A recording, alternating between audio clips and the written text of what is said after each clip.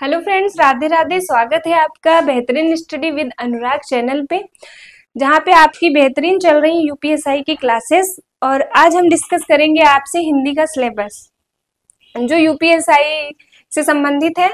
और आप लोग यूपीएसआई की क्लासेस लेना मत भूलिएगा, क्योंकि यहाँ पे बहुत अच्छी अच्छी क्लासेस ली जा रही हैं अच्छे अच्छे फैकल्टी के द्वारा। आइए हम थोड़ा सा सिलेबस डिस्कस करते हैं, यूपीएसआई का सिलेबस क्या है, फिर उसके बारे में हम अच्छे से डिस्क्राइब भी करते हैं कि हमें पढ़ना क्या क्या है, क्या हम पढ़ें और क्या हम छोड़ें। क्योंकि यूपीएसआई में 40 नंबर आते हैं, 40 क्वेश्चन आते हैं, 40 क्वेश्चन के 100 नंबर बनते हैं जाके, तो काफी अच्छा वेटेज रहता है। आइए जानते हैं। विषय हमारा है हिंदी।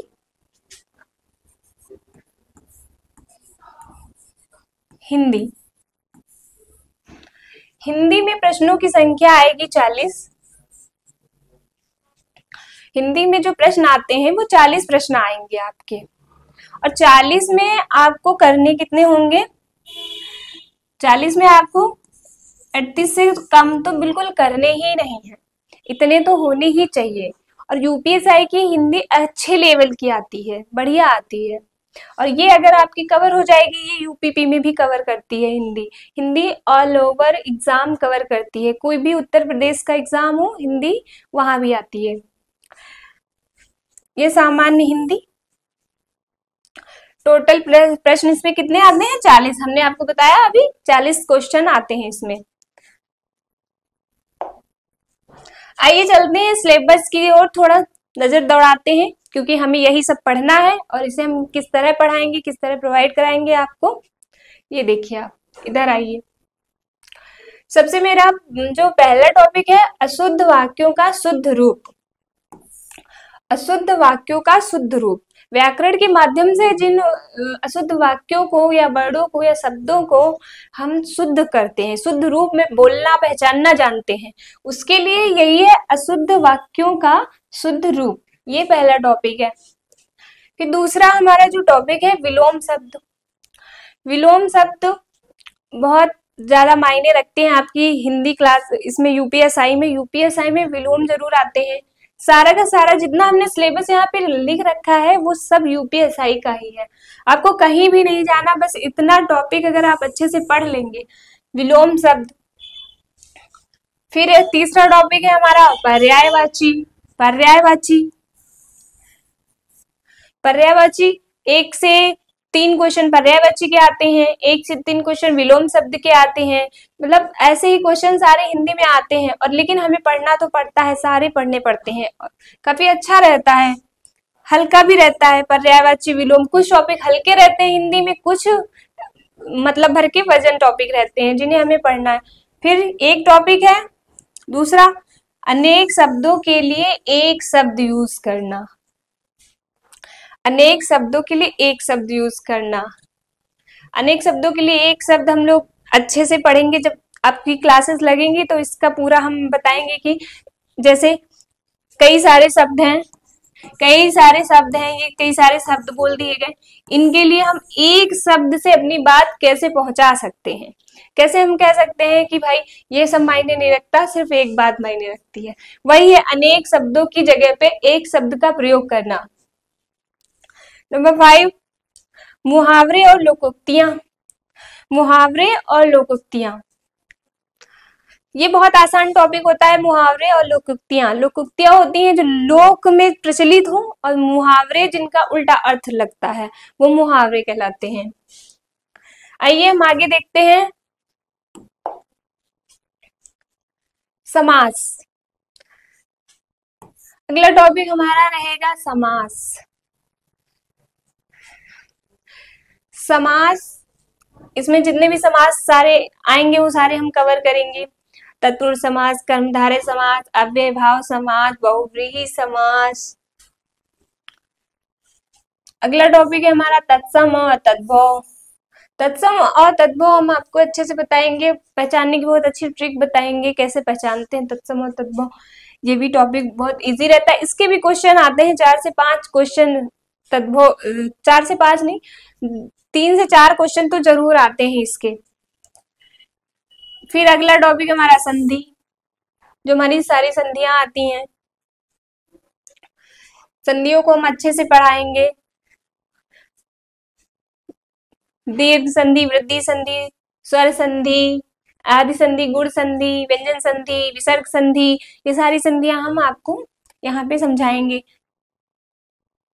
फिर अलंकृत शब्द, एक टॉपिक हमारा लिंग, लिंग, वचन और कारक। कारक वही क्या, का, की, रे, ये सब संबोधन है वो, अरे, ये सब। वचन, हिंदी में दो वचन होते हैं, एक एक वचन और बहुवचन। लिंग, ये भी दो होते हैं हिंदी में, लिंग दो होते हैं, एक स्त्रीलिंग और एक पुल्लिंग होता है।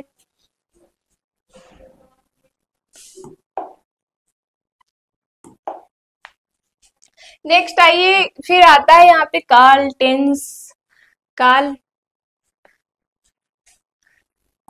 क्रिया। दूसरा टॉपिक हमारा रहेगा क्रिया, हम जिस काम को करते हैं।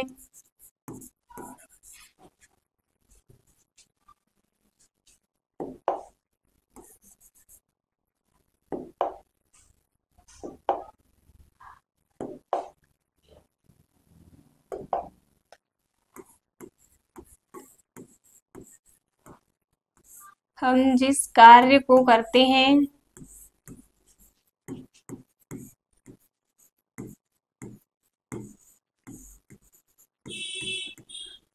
उसे क्रिया कहते हैं।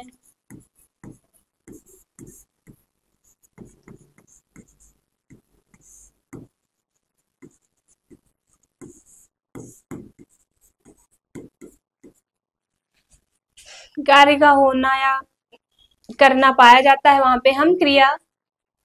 उपसर्ग और प्रत्यय, अगला टॉपिक हमारा रहेगा उपसर्ग और प्रत्यय।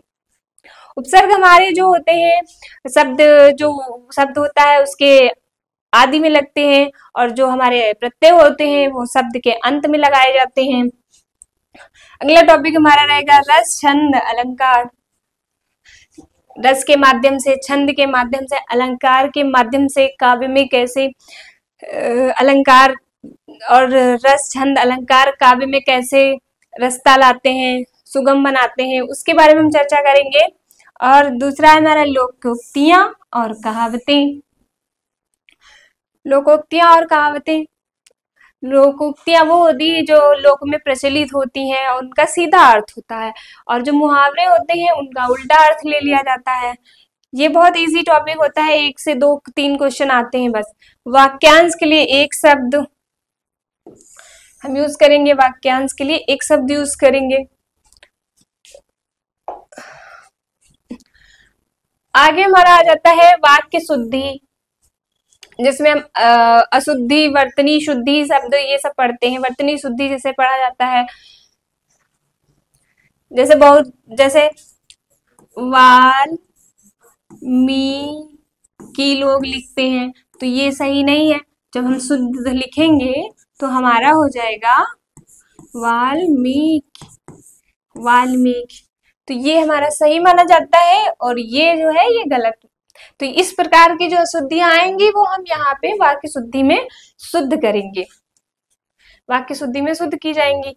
फिर उसके बाद सामान्य हिंदी नॉलेज, जनरल नॉलेज आएगी, जैसे प्रथम हिंदी सम्मेलन कहाँ हुए हैं, हिंदी के विषय में कौन से अनुच्छेद में हिंदी को मातृभाषा कहा गया है। ये सारी जनरल नॉलेज इस सामान्य हिंदी टॉपिक में आपका कवर होगा। फिर हिंदी व्याकरण के नियम बताए जाएंगे। हिंदी व्याकरण क्या होता है? व्याकरण वो होता है जो अशुद्ध रूप को शुद्ध बना दे। व्याकरण एक मशीन की तरह कार्य करता है, जिसमें अशुद्ध शब्द डालिए और शुद्ध शब्द निकालिए। तो व्याकरण बहुत महत्वपूर्ण है, बिना व्याकरण के हिंदी नहीं आती। फिर हिंदी की शुद्ध वर्तनी की बात करते हैं, यही वाली हमने बात की। लेखक और उनकी प्रमुख रचनाएं। इसके बाद अगला टॉपिक है हमारा लेखक। लेखक होंगे और उनकी प्रमुख रचनाएं होंगी, उन्होंने आज तक जितनी रचनाएं की हैं। ये टॉपिक बहुत महत्वपूर्ण है, साहित्य से यूपीएसआई में बहुत मायने रखता है, लेखक और उनकी प्रमुख रचनाएं। आइए फिर से चलते हैं प्रीवियस ईयर पे, प्रीवियस पेज पे आते हैं। तो हमने आपको बताया कि यूपीएसआई में 40 प्रश्न आते हैं। 40 प्रश्नों की संख्या 40 है और यहाँ पे जो नंबर है, नंबरों की संख्या यहाँ पे 100 हो जाती है। नंबरों की संख्या यहाँ पे 100 हो जाती है। उसके बाद हमने आपको पहला टॉपिक क्या बताया? हमने बताया मुख्य विषय जो बताए हैं हम आपको, शुद्ध वाक्यों का शुद्ध रूप, फिर विलोम शब्द, फिर पर्यायवाची शब्द बताए हमने, फिर अनेक शब्दों के लिए एक शब्द बताया, फिर मुहावरे और लोकोक्तियां बताई, फिर समास, तत्सम और तद्भव, संधियां, अलंकृत शब्द, लिंग, वचन और ये कारक। ये यूपीएसआई में सारे टॉपिक यूपीएसआई में आने हैं ये, और ये हम बहुत अच्छे से पढ़ेंगे। काल, क्रिया, उपसर्ग और प्रत्यय, रस, छंद, अलंकार, लोकोक्तियां और कहावतें, वाक्यांश के लिए एक शब्द, वाक्यांश के लिए एक शब्द प्रयोग किया जाता है, जैसे पर्वत के नीचे की भूमि, पर्वत के ऊंचे, अधित्यका, उपत्यका, इस टाइप के जो हम शब्द यूज करते हैं वाक्यांश के लिए एक शब्द वही होते हैं। अगला है समानार्थी शब्द। समानार्थी शब्द सबको लगता है कि ये पर्यायवाची की तरह ही होते हैं, लेकिन नहीं, पर्यायवाची से बिल्कुल अलग होते हैं, लेकिन समान अर्थ रखने वाले समानार्थी शब्द कहलाते हैं। आगे वाक्य शुद्धि, फिर सामान्य हिंदी ज्ञान, फिर हिंदी व्याकरण के नियम, हिंदी वर्तनी, लेखक और उनकी रचनाएं। लेखक और उनकी रचनाएं सारे टॉपिक महत्वपूर्ण हैं और ये सारे टॉपिक हिंदी में आते हैं। हिंदी में बहुत, यूपीएसआई की हिंदी में 40 नंबर की हिंदी आती है, तो ये सब बहुत महत्वपूर्ण टॉपिक है, इन पे हम लोग बहुत अच्छे से चर्चा करेंगे। ठीक है,